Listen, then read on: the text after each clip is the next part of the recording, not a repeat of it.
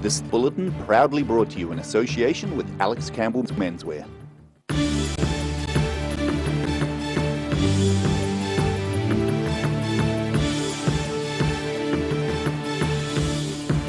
Tonight on the South Today, a man injured in a hit and run in South Dunedin early on Monday is asking those responsible to come forward.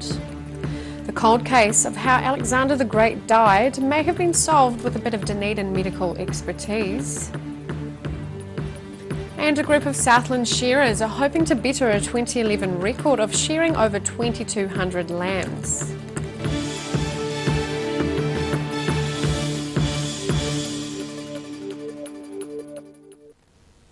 Kia ora, good evening, I'm Sophie Morris. The man injured in a hit and run in South Dunedin early on Monday says he will need a metal plate in his knee and expects to miss months of work as police continue to search for the driver. Tim Patrick was expecting to wait for possibly up to a week for surgery but was operated on late yesterday. Hit and run victim Tim Patrick outside Dunedin Hospital. A dark blue vehicle fled the scene after knocking him down in the early hours of Monday morning on Hillside Road. He says the impact threw him a couple of metres into the air. We were walking past the Soho takeaway store, which is on the corner of Fitzroy and Hillside, and the car came around the roundabout and then they just pretty much drove into me. So yeah, and then they reversed back and drove away, sped away pretty quickly. At the time he didn't think the injury was severe, but when he got to the emergency department it was discovered his left leg was badly broken at the knee. He'd been facing a long wait for surgery but was pleased to be operated on late yesterday and now faces a lengthy recovery period. They're putting in a metal plate into my leg and to stabilise it that way, and hopefully I'll be able to walk again in the next 2 months, maybe a little bit less. He describes the vehicle which hit him as a dark-coloured normal car like a Holden, Ford or Honda. Despite the injuries and inconvenience, he's not exactly angry. He just wants those responsible to own up. Just to come clean, to own up for the mistake they've done. I have no ill will against them. A little bit annoyed, but then again, things happen for a reason. And police are appealing for any witnesses to the crash to come forward and are reviewing CCTV footage from around the area. In Dunedin, the South Today. 2 adults and 2 babies have suffered moderate injuries after a car rolled on Highcliffe Road this afternoon.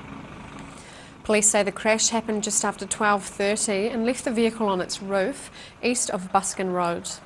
Fire, ambulance and police attended the scene. Police say 4 people, including 2 babies, were injured in the crash. A St John's spokesman says all 4 were taken to Dunedin Hospital with moderate injuries. The road was closed for a moderate period of time. The cold case of how Alexander the Great died may have been solved with a bit of Dunedin medical expertise. A lecturer from the University of Otago has published an article suggesting the ancient Greek leader died of a neurological disorder. Dead at just 32, the causes of Alexander the Great's death have never been fully explained. However, senior lecturer and practicing clinician at Dunedin School of Medicine, Dr. Catherine Hall, is saying he could have died from a neurological disorder called Guillain-Barré syndrome. She started her investigation after learning the circumstances of the ancient conqueror's death. I thought, gosh, this reminds me of the patients I've seen when I was in intensive care medicine some years ago with Guillain-Barré syndrome. So I went away and started researching it and discovered that no one had taken this idea at all seriously. It had been mentioned once and dismissed in a couple of paragraphs worth in one paper and had never been properly explored. The disorder is an autoimmune disease, often caused by Campylobacter bacteria. At the time of his death, people said Alexander's body had still not started to decompose a week later, which supports her theory. 6 days after his death, the Egyptian embalmers arrived and found he was still in a completely normal state with no signs of decomposition. and at first refused to embalm him, saying he's not dead yet, or words to that effect. And Guillain-Barré syndrome can induce a profound coma, but also reduce your oxygen demands so that you can look to all intents and purposes dead, but actually still be alive. Over the centuries, there have been numerous suggestions for what caused the unsolved death, including infections, alcoholism, or even poisoning. Other New Zealand researchers have suggested a poisonous plant. Pat Wheatley from the Classics Department and Leo Schlepp from Toxicology, and they put forward the idea that Alexander had died from poisoning, whether deliberate or accidental, of a type of plant called the white hellebore. It doesn't really fit with white hellebore poisoning, and one of the authors, Pat Wheatley, has expressed some doubts to me about the validity of this diagnosis, and it has also been challenged in the literature as well. Last month saw Dr. Hall's article published in the Ancient History Bulletin. The next step is to see how the international scientific community responds to her arguments. In Dunedin, for the South Today. 2 members of a group injured after a tree fell on them in Queenstown have been discharged from hospital, but another remains in a serious condition. The tree toppled onto the group of 5 yesterday at the Shotover site as wild winds battered the area. 4 patients were transported to Dunedin Hospital. A spokeswoman says 1 child is in a serious but stable condition. 2 people, 1 adult and 1 child, are in stable conditions, while another adult has been discharged. A 5th patient has been discharged from Lakes District Hospital. Police are continuing inquiries into the incident. A group of Southland shearers are hoping to better a 2011 record of shearing over 2,200 lambs. Starting in the early hours of yesterday morning, the gang set about shearing as many sheep as possible as they attempted to raise money for the local community.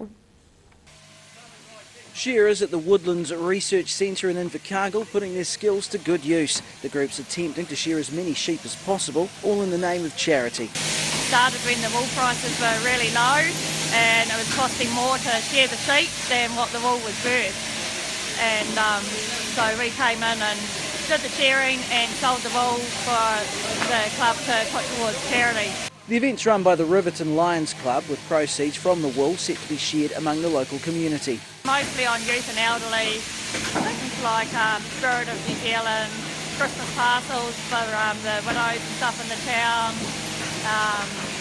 new carpet in the senior citizens, helping costs for that, and the Christmas tree in Riverton, 2 different projects like for that. She says the average age of the volunteers is at least 60, including 3 shearers who are in their 70s.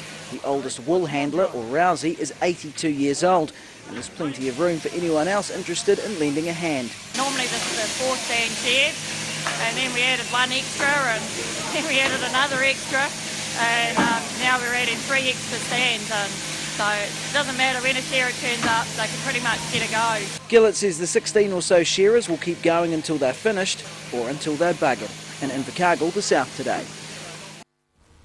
Still to come on the South Today, we meet a Christchurch family whose son could be pedalling toward a bright future.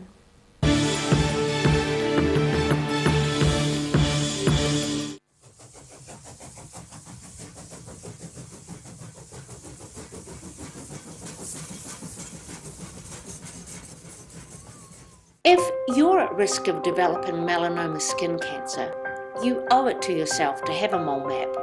Mole Map is coming to your area. Phone today to make an appointment. It could save your life. Need to rent an EFTPOS? Whether it's just a week or the whole season, maybe a pop-up store, a concert or event. Anything's POS have equipment available to suit your needs for retail and hospitality with local support. To rent, lease or buy, contact Anything's POS. Step into Shop on Carrot and discover a shop full of treasures. We have a fantastic range of vintage and retro clothes, upmarket clothing labels, collectible items, beautiful jewellery, quality linen and the best range of vintage haberdashery. Step into Ross Cafe, located at Ross Home in North East Valley. We have a great range of hot and cold food, friendly service and a warm atmosphere that you are sure to enjoy. We look forward to serving you soon at Ross Cafe. Every reason, every season, we're proud to dress the region. Alex Campbell Menswear, it fits.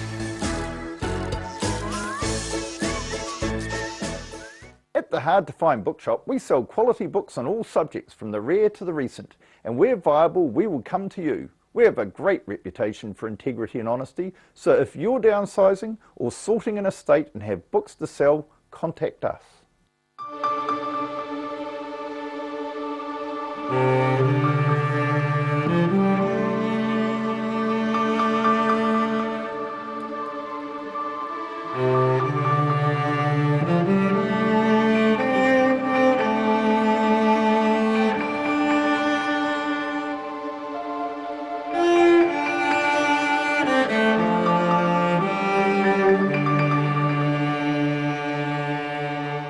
Step into Op Shop on St Andrew and discover a place with plenty of bargains for yourself, your friends and the whole family.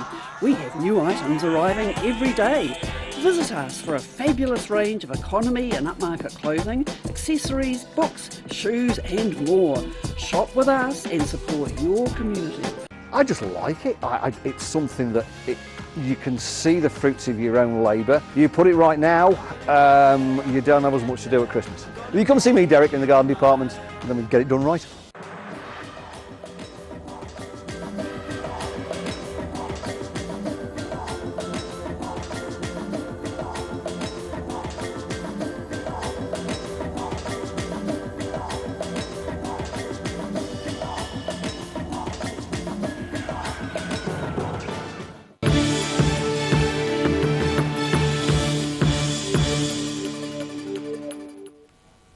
Welcome back. A Christchurch boy has found a sport which suits him well. His parents say it's wonderful to see their son fitting in with a group, as it's an area which some people with autism have trouble with. The team from CTV put together this feature on Jack Harris-Clark and his family. Every time I have a season in rugby, he just has to sit out. He never got to join in because of his autism. And now we've got him into this sport, he's not sitting out at all. He's just getting into it. The hidden thing about autism is that they don't look any different. Their behaviour might be somewhat different, but depending on where they are on the spectrum, they don't appear any different.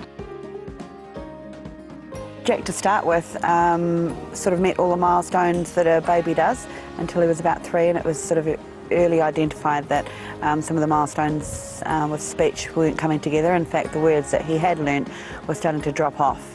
Because he looks normal, he to most people would just look like a bad behaved kid and us bad parents. I tend now to tell people that, oh, he's autistic, and you can see the look on people's faces going like, oh, you know, I got that wrong. He's not a bad behaved kid. Fern, Mercedes, Ford, Lamborghini.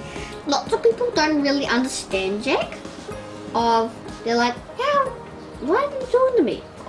Well, I just have to get to know him properly. He loves going out. He likes swimming in the ocean. He loves Lego. He's the Lego king. That's a kit, and he's replicated it out of bits and pieces. There's a lot of things that just aren't regular.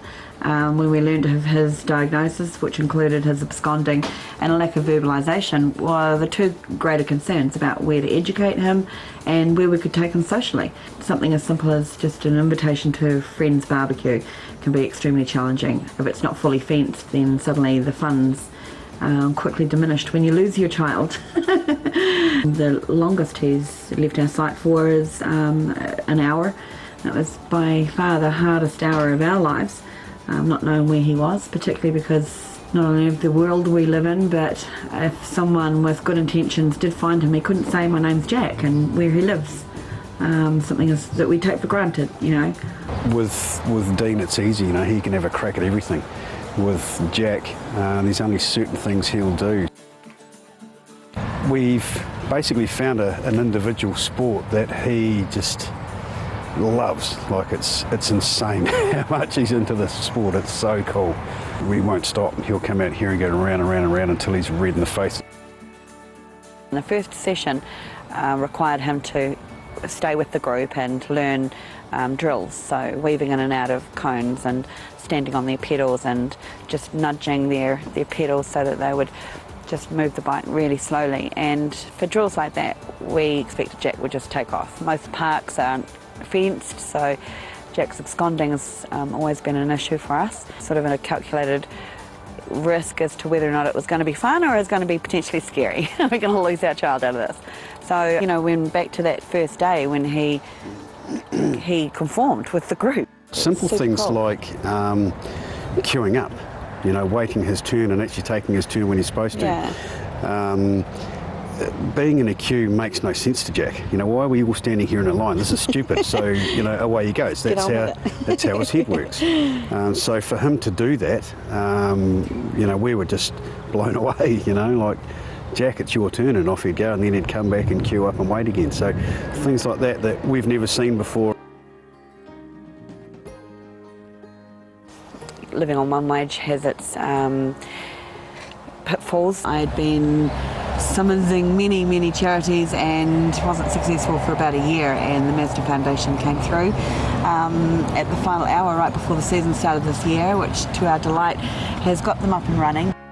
The Mazda Foundation came up with some funding, so we know a fella, Glenn Ogle from the Crankhouse Cycles in Hornby. He just put together a super deal for us, which enabled us to completely kit Jack out with all the required gear, all the safety gear. It was just amazing. He went out of his way to make it all happen. There is so much to be scared about. That fear is crippling and will absolutely alter your way of thinking and the way you live. And I think the wins that we've had has not been without fear. It's absolutely been with fear. But that's a part of parenting, and whether your kid's autistic or not, or has special needs of any kind, and unless you try, you won't ever know. So I think, you know, it's a win for the future of your child growing up. And I think for parents that go through this journey, that it's an absolute win for you, and you've got to take them as parents. You've absolutely got to take them, because the journey is bloody slow, and you've got to be extremely patient. And, you know, when you get one, you've got to savour that. And, you know, putting Jack into BMX has been a big win. After the break on the South Today, we get the juice on Lime scooters in Dunedin, and we take a look at tomorrow's weather.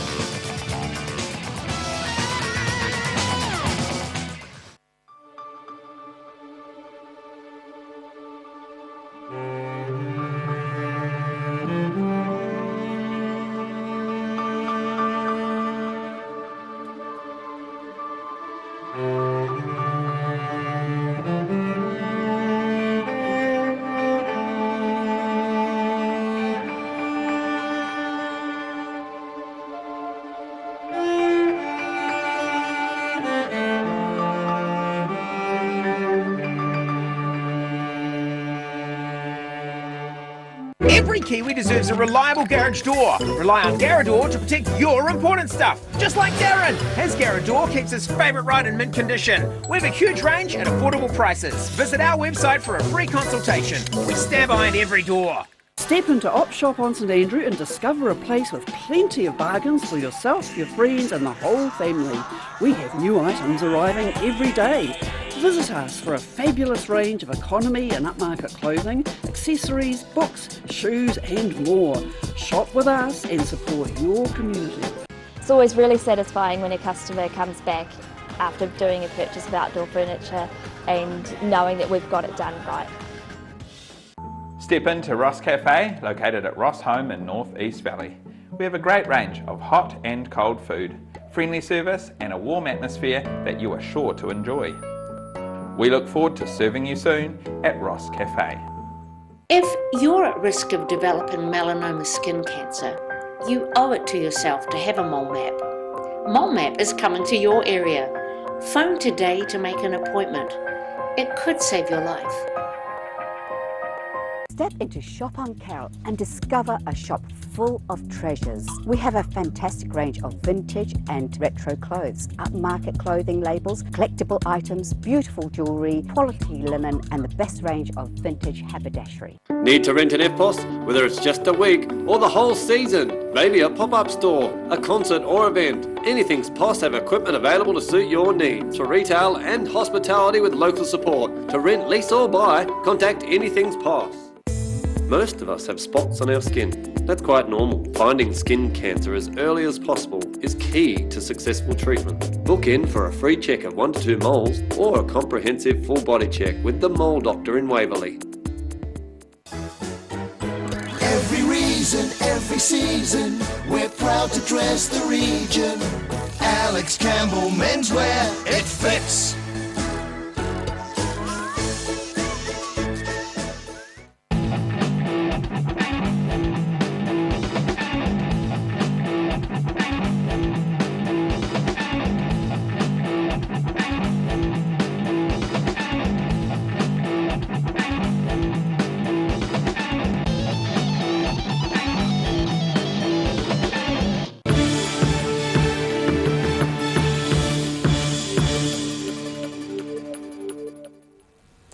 Welcome back.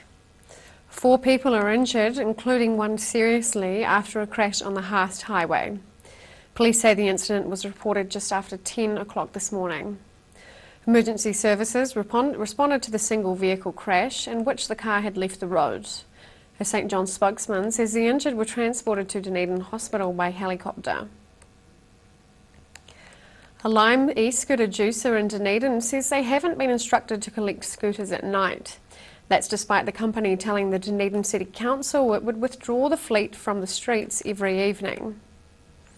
A paragraph in the Memorandum of Understanding between the Council and Lime says Lime will ensure e-scooters are removed from public places every evening. But scooter riders have frequently been seen around the streets of Dunedin at night. Juicers are paid to recharge the batteries of the company's electric scooters. One juicer, who didn't want to be named, says they're allowed to collect scooters at night, but it's ultimately up to them. The council say they've spoken to Lime about removing scooters in the evening, but the memorandum isn't binding. Lime has not responded to requests for comment. And now recapping tonight's top stories on the South Today. A man injured in a hit and run in South Dunedin early on Monday is asking those responsible to come forward as he faces 2 months rehabilitation. The cold case of how Alexander the Great died may have been solved with a bit of Dunedin medical expertise, thanks to an Otago academic. And age is no barrier to a group of Southland shearers who are hoping to better a 2011 record of shearing over 2,200 lambs. And time now for a look at what's happening in tomorrow's ODT. Welcome, Philip. Yes, hi Sophie. Here's a moody picture out at St Clair today. The king tide caused the hot water pool to close and caused a few other concerns, but a moody shot from out there. Talking about the weather, of course, there's more follow-ups on the terrible accident at Shot Over Jet when the tree fell on the family, how the family are, and some discussion about why the tree fell over. Tonight there are very high winds in Central and reports of damage to cars, trees being blown over and power being out in parts of Central. And we've also got reports, further reports on Lime scooters. Different issues seem to come up every day, so there's more about those and how the university's handling it, and about the Lime scooters, more of them turning up in Balclutha. Right. Yeah, interesting. It's certainly added to colour to the town. Yeah. From court, there's a story about a 94-year-old woman who was ripped off by an informal caregiver for $23,000. So that's a sad thing that does go on in our society. On a more positive note, the boat, the Port Chalmers to Portobello port-to-port boat, the operators, it's been going about 6 months. They're very positive about it and looking at some expansion ideas. Oh, great. Well, thank you, Philip. All of that and more in tomorrow's ODT. And time now for a look at tomorrow's weather. Tonight's weather proudly brought to you by Mole Map. Starting with today's southern view of Dunedin doing a good impression of an English summer. Looking at the situation, the cold southwesterly airflow will ease tonight but remain tomorrow with cooler temperatures over the region and plenty of clouds.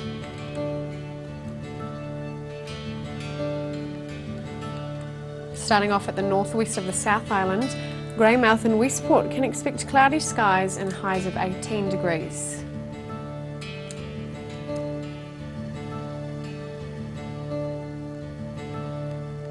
Across to the northeast, Nelson and Blenheim are expecting grey skies with 19 degrees for Nelson and 18 for Blenheim.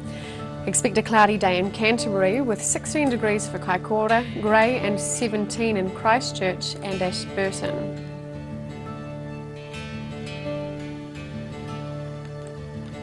The recent strong winds are abating in southern centres with moderate southwesterlies and some clouds. The Catlins, Balclutha, Lumsden and Gore are all expecting 15-degree highs. Light winds and mostly fine conditions are due in central Otago, where it should be 18 in Wanaka and 17 in Queenstown and Alexandra, while Te Anau is expecting moderate southwesterlies and 14 degrees.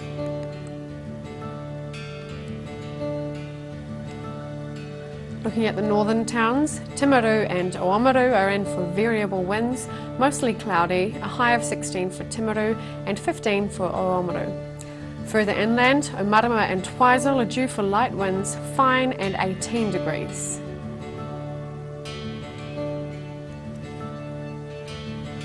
In Dunedin, becoming fine later tonight with gusty southwesterlies easing with an overnight low of 9. Mostly cloudy and cool tomorrow with fresh breezy southwesterlies, winds easing from evening, a high of 14 and a low of 9.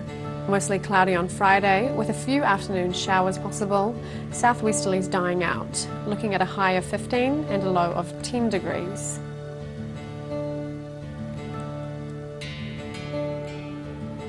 And in Invercargill, a few showers tonight with strong southwesterlies and an overnight low of 8.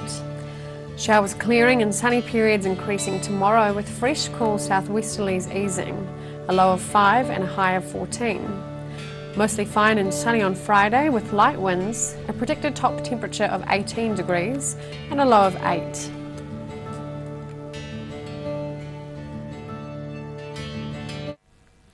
That's all for our news this Wednesday. For the latest news from the southern region, head online to odt.co.nz, channel39.co.nz and follow us on Facebook and YouTube. Thanks for joining us. Enjoy the rest of your evening. Ka kite anō.